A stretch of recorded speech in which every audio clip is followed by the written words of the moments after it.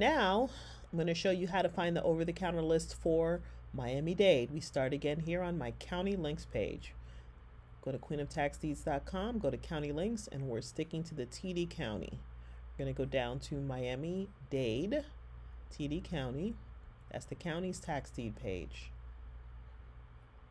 All right, potential scams for jury duty. Okay, so over here, right here, review a list of lands available. Under reports, select public lands available for tax.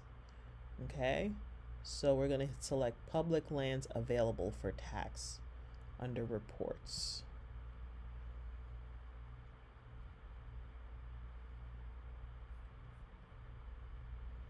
Let's go ahead and close that. All right, so we're looking for public lands available for tax. Public roll.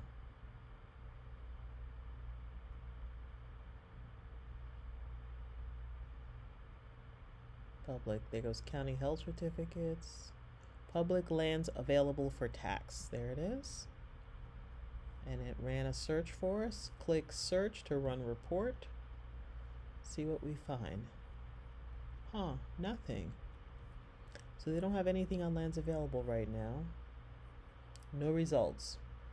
So you just keep checking back and see if there ends up being anything on here.